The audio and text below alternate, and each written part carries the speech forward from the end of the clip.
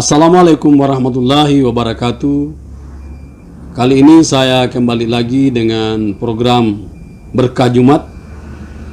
Sebagaimana yang saya janjikan bahwa setiap Jumat atau mungkin Sabtu kami akan hadir untuk memberikan kajian dan analisa tentang ajaran-ajaran agama kita. Pada part 1 kemarin saya sudah membahas tentang bagaimana pendahuluan dari cara menjadikan sholat kita sebagai magnet rezeki. Di situ saya mengupas tentang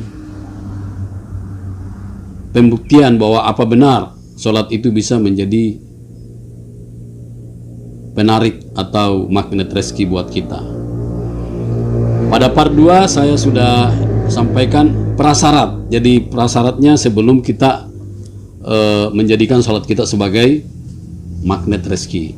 Nah, kali ini part 3 saya akan menyampaikan tentang teori ini, bagaimana menjadikan sholat kita sebagai magnet rezeki. Namun sebagaimana sholat, sebelum kita sholat ya, jadi sebelum kita menggunakan teori ini ada namanya syarat sah ya. Oleh karena itu, dalam menerapkan teori bagaimana salat menjadikan magnet rezeki itu, kita harus merujuk juga kepada syarat sahnya salat. Nah, dalam syarat sah salat itu kan ada 5. Nah, sebagaimana untuk menggunakan teori ini juga ada 5. Dan kita merujuk ke syarat sah salat itu. Syarat sah salat yang pertama adalah sudah masuk waktu. Jadi tidak sah salat kita kalau belum masuk waktu salat duhur misalnya, kita sudah salat duhur. Demikian juga salat asar. Jangan kita salat asar masih waktu duhur. Itu maksudnya sudah masuk waktu salat. Ya. Karena waktu-waktu salat itu sudah ditentukan.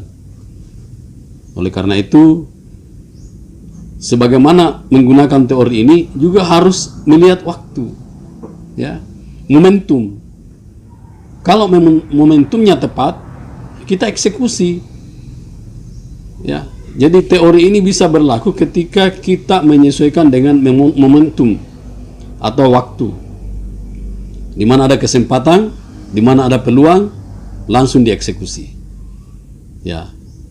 Jadi itulah syarat sah yang pertama.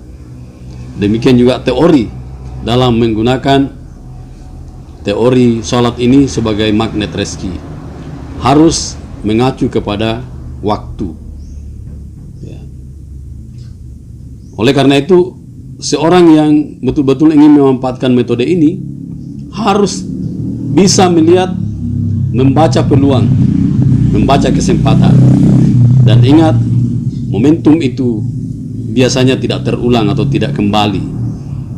Jadi ingat, yang pertama itu adalah sudah masuk waktu. Yang kedua, syarat sah salat itu adalah suci dari hadas kecil dan hadas besar. Kalau dibawa ke dalam teori bagaimana menjadikan salat sebagai magnet rezeki, itu artinya bahwa seseorang yang ingin agar teori ini sah dia lakukan, maka dia harus bersih, niatnya bersih, keyakinannya bersih, tindakannya bersih, ucapan-ucapannya bersih. Karena dengan demikian, maka itu akan berpengaruh terhadap kondisi lingkungan, kondisi masyarakat, kondisi sosial di mana kita berinteraksi, yang ketika semuanya bersih, maka kita akan diterima baik oleh masyarakat, oleh sosial yang ada. Sehingga ketika kita ingin menggunakan teori bagaimana sholat menjadi magnet rezeki, itu gampang diterapkan. Jadi itu yang kedua. Yang ketiga, syarat sah salat itu adalah bersih pakaian dan tempat dari najis.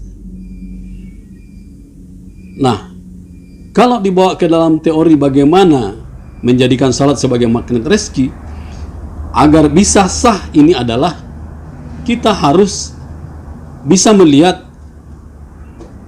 kondisi sekitar kita, tempat kita. Jangan kita memasuki tempat-tempat yang kotor, dalam artian kotor ya penuh dengan kejahatan yang ada di dalam, penuh dengan penipuan ya di lingkungan kita, penuh dengan kebobrokan akhlak, moral dan lain. Sehingga ya kalau kita merujuk kepada syarat sahnya salat, bahwa yang bisa membuat sah salat kita adalah ketika tempat kita suci, kemudian pakaian kita suci dari najis.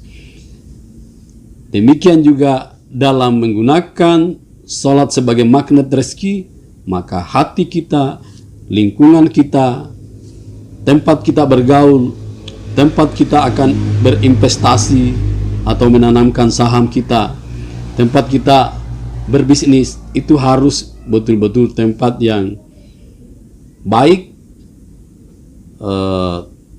legal ya, bukan tempat yang bisa membuat kita terjerat dengan hukum, baik itu hukum secara konstitusi maupun hukum secara kitab suci. Selanjutnya, syarat sah yang keempat ya adalah menutup aurat. Jadi tidak sah salat kita kalau kita tidak menutup aurat.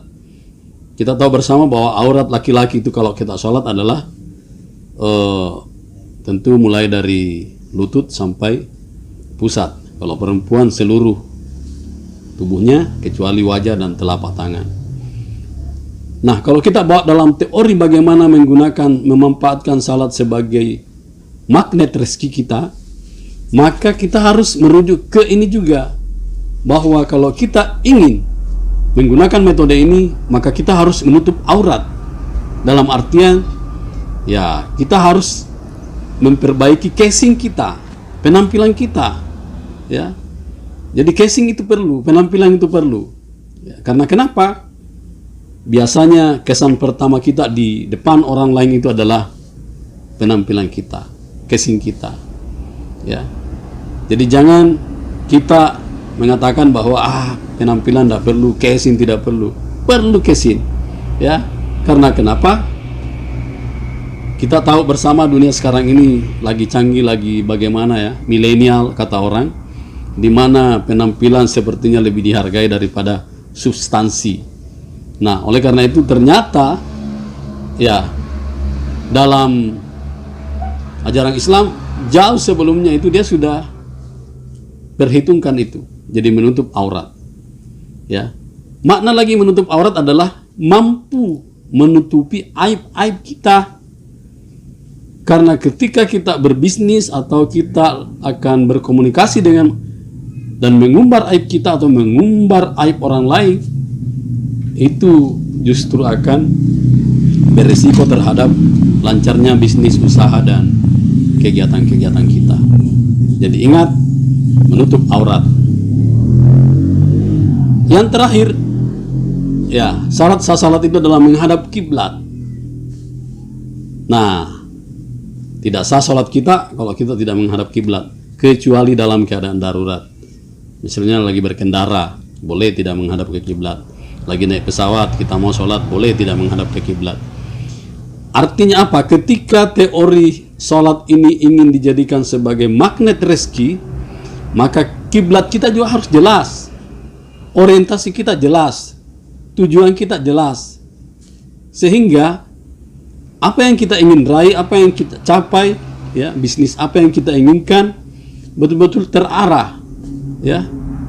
Bisa sedikit arahnya bergeser ketika dalam keadaan darurat, ya, fokus ya pada tujuan, fokus pada usaha, fokus pada bisnis kita, sehingga dengan demikian saya yakin dan percaya teori salat bisa membawa rezeki buat kita itu akan berguna. Saya kira itu adalah 5 ya syarat sah salat yang kemudian ketika kita adopsi untuk memanfaatkan bagaimana menjadikan salat sebagai magnet rezeki kita, Maka itu yang harus kita perhatikan, kelima-limanya itu. Saya kira untuk part 3 ini cukup sekian, dan insya Allah part selanjutnya, yaitu part keempat di minggu yang akan datang, kita akan tiba pada bagaimana menjadikan salat kita sebagai magnet rezeki setelah kita melewati mukaddimah, prasyarat, dan syarat sahnya. Oke teman-teman, saya kira demikian kajian saya di Jumat Berkah ini. Mudah-mudahan bermanfaat buat kita semua, dan wassalamualaikum warahmatullahi wabarakatuh.